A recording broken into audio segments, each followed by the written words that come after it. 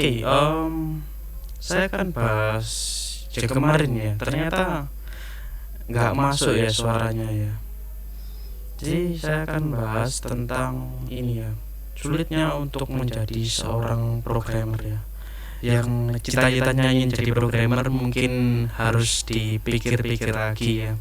Kenapa saya bikin video ini ya.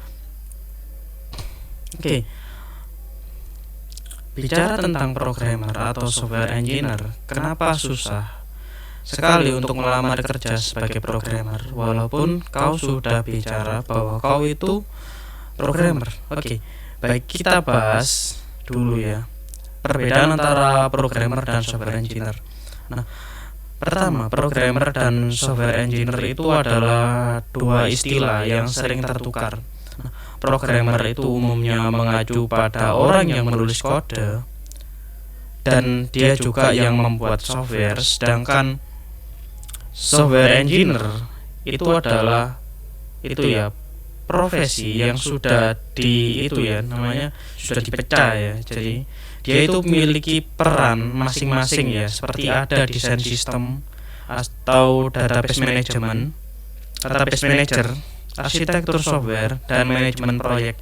Nah, manajemen proyek itu kebagi lagi lah ya, banyak ya. Ada test lead, ada project manager, ada banyak sekali ya. Dan itu juga belum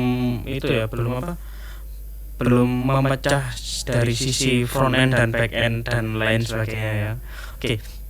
Jadi kita akan masuk ya ke inti pembahasan ini ya.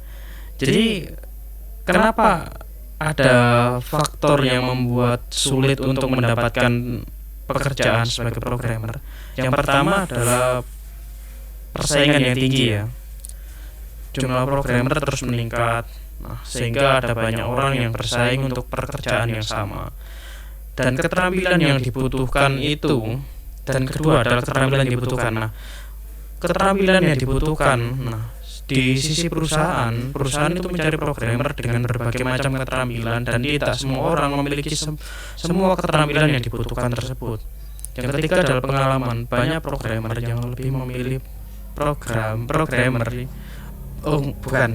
Jadi gini, pengalaman ya. Banyak perusahaan yang lebih memilih programmer yang memiliki pengalaman kerja.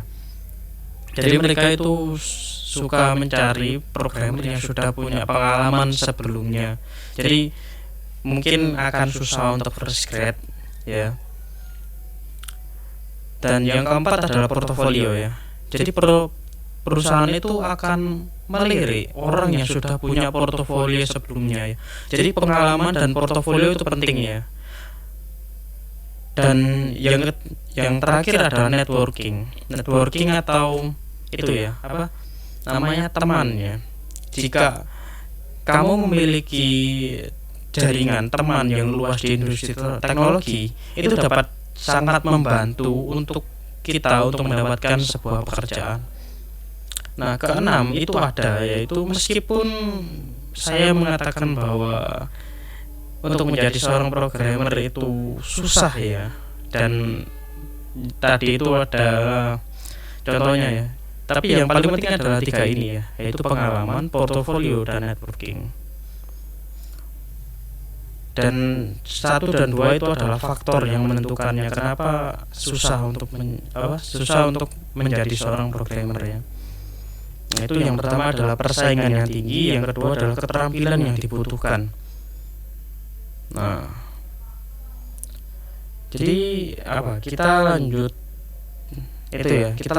bahas tentang itu ya. Kenapa kita kesulitan untuk mendapatkan pekerjaan? Yang pertama itu adalah resume dan surat lamaran yang kita kirim itu tidak menarik. Jadi kita perlu memastikan bahwa resume dan surat lamaran yang kita tulis dengan baik dan menyoroti keterampilan dan pengalaman yang paling relevan.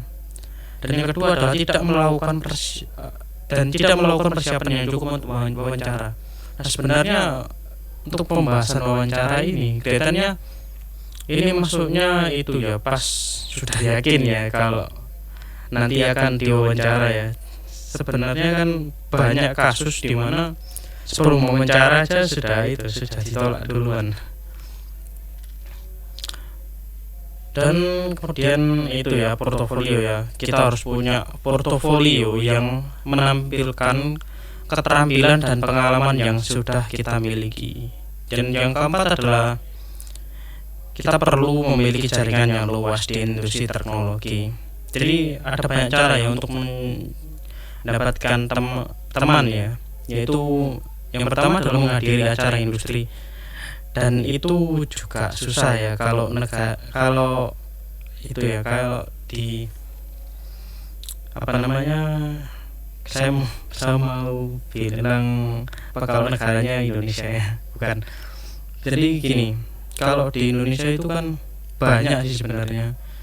Kalau dibilang grup-grup di online itu banyak, tapi kalau acara industri itu mungkin jarang diadakan ya. Kalau ada itu di kota-kota besar ya. Jadi ya cuma ini aja ya, yaitu menghadiri acara industri, dan yang kedua adalah bergabung dengan kelas online. Dan intinya itu nanti akan terhubung dengan programmer-programmer lain. Jadi mungkin cukup ini aja ya untuk pembahasan saya mengenai kenapa susah untuk melamar kerja sebagai programmer. Ya, mungkin cukup sampai sini ya. Terima kasih.